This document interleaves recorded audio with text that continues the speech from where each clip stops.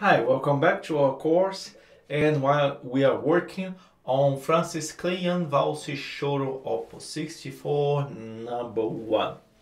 For me it's a little bit interesting to work on a piece inspired by Brazilian music by a foreign composer. It's well written, and the choro from the Valse choro. Choro can be not only a genre but also a form in itself. This piece is not on the choro form. It refers to the style, to the genre choro. This piece is very good to work on how to be more expressive playing tonal music. As I've told you before, the tonal system was an invention created to make stories with music. That's what opera is about. And the tonal system was invented to make the opera.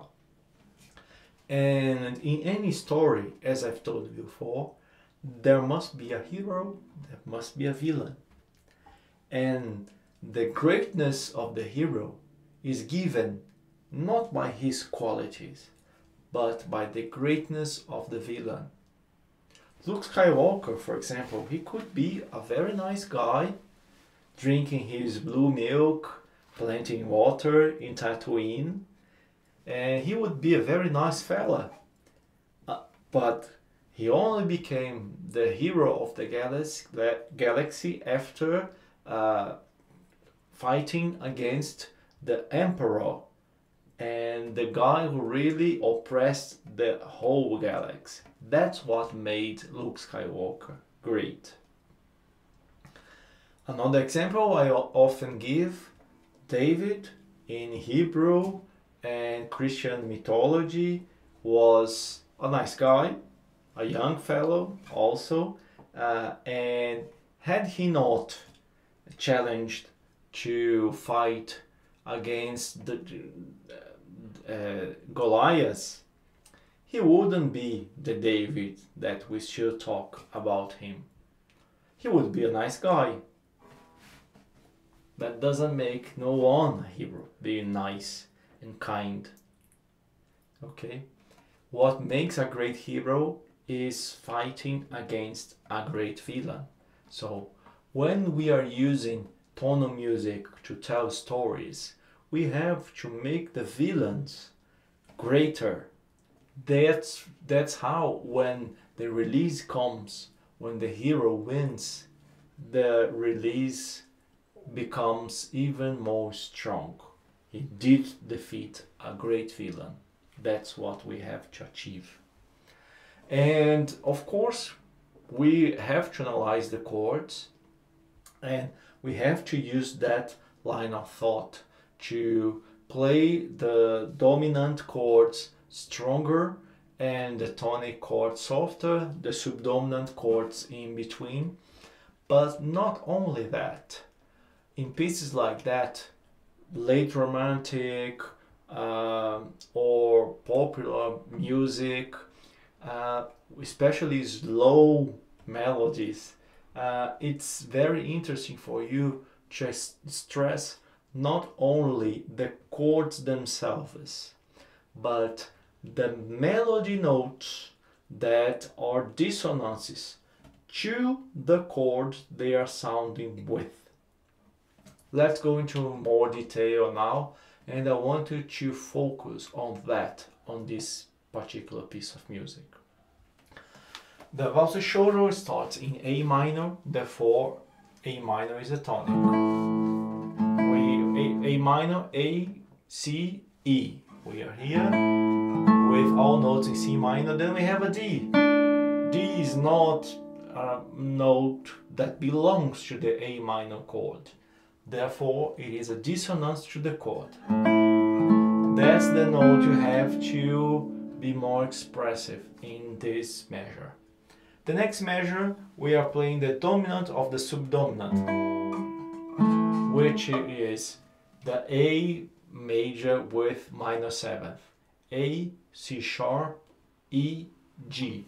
And we have only notes from the chord, so no one that's a dissonance to the chord, but it's a more dissonant chord, it's a dominant. Okay.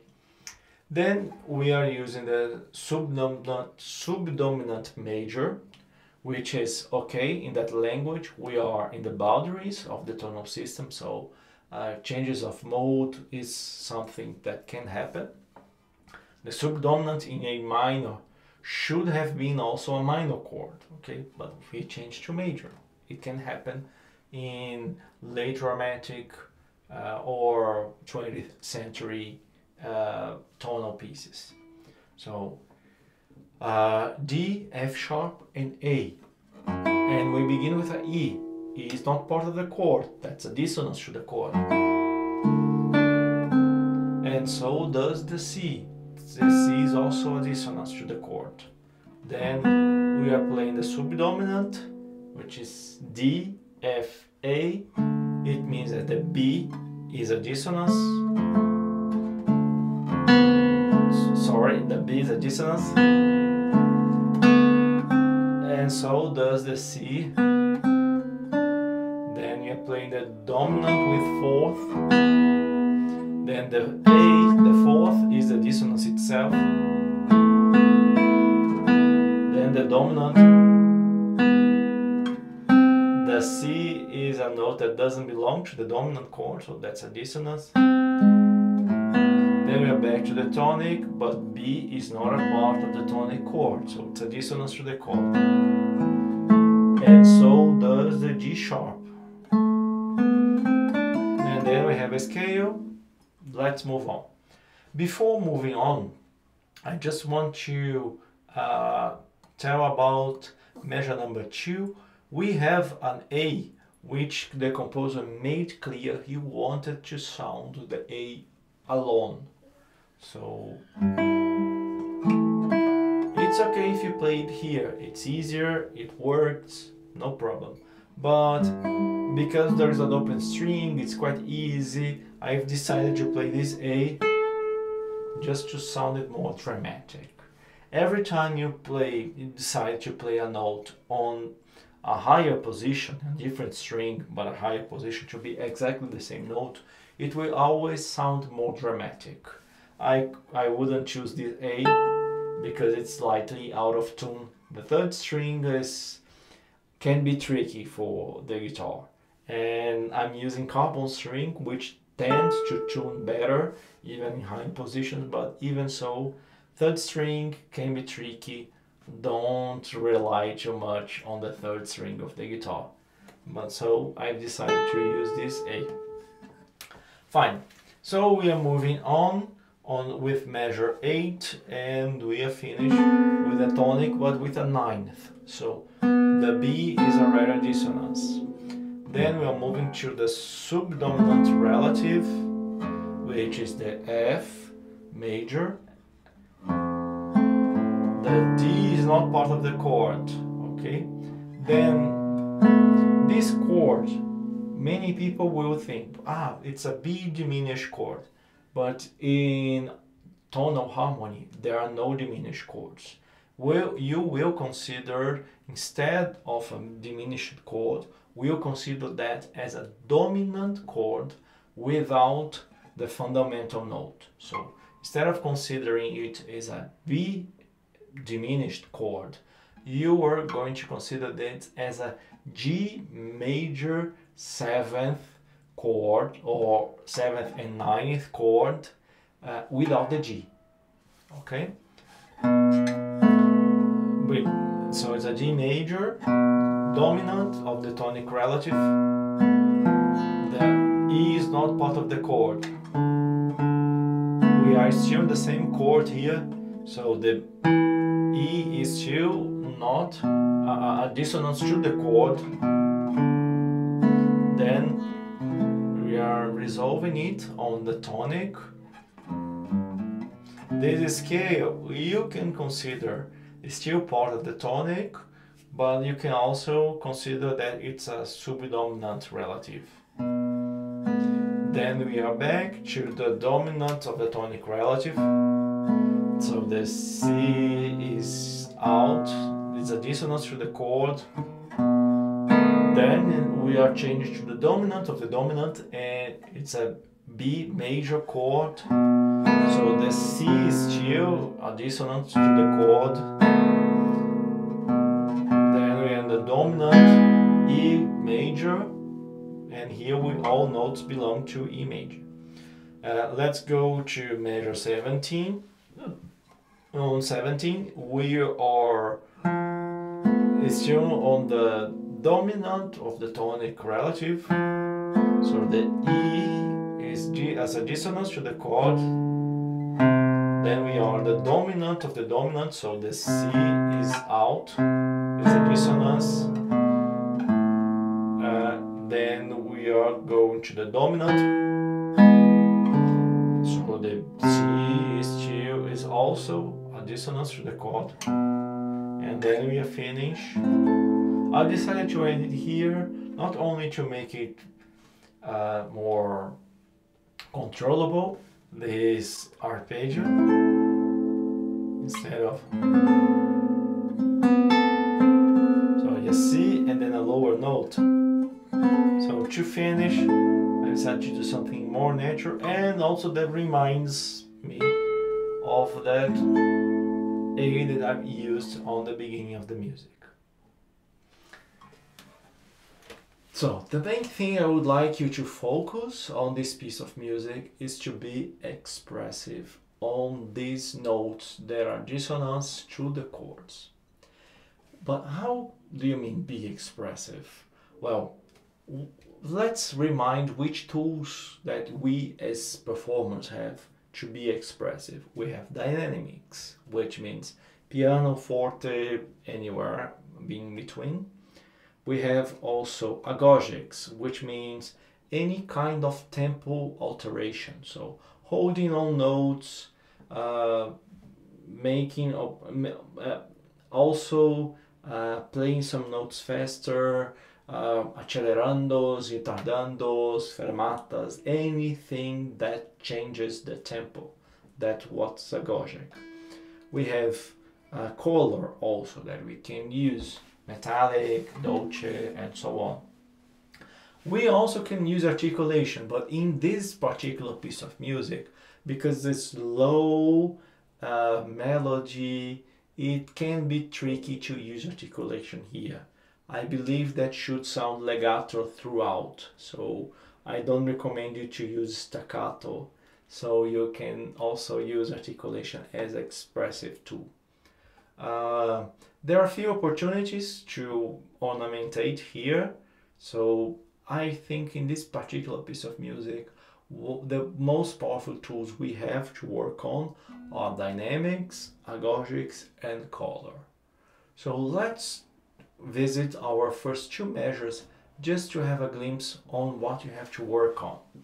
So considering dynamics, on the first two measures we have on the first measure only the D, we have two Ds as a dissonance to the chord, and on the second measure all notes belong to the chord. So there are only two notes to work on, the first and the second D. Let's try playing them stronger.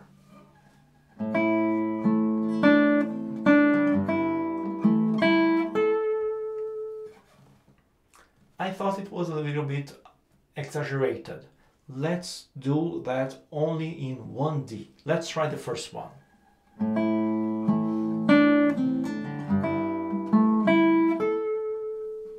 Nice. Let's try on the second one.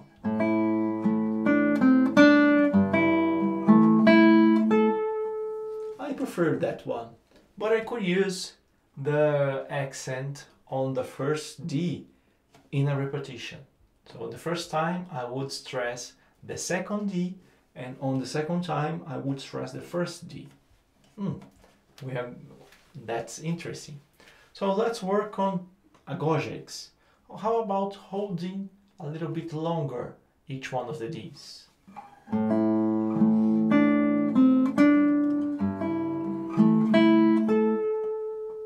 Well, two Ds was too much. Let's try only one of the Ds. let's try the first one.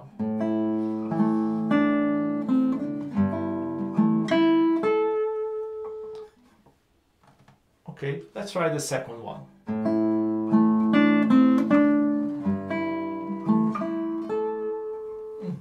I prefer that one better. Let's try also with color. Let's change the color only on the D.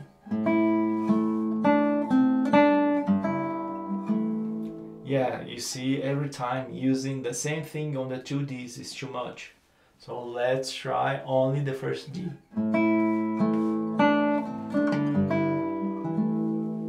Okay, then the second D.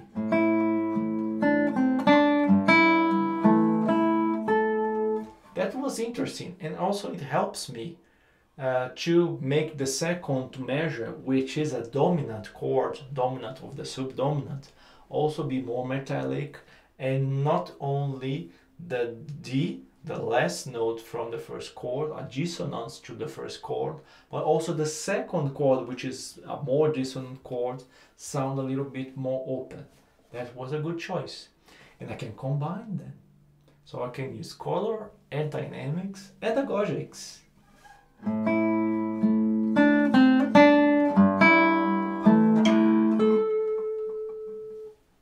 And that's how we find interpretation options that can create expressive meaning. And it's not out of the blue, or because I felt so, or because I heard in whoever recording. You're really analyzing the piece, checking which are the notes that are most favorable for you to be expressive.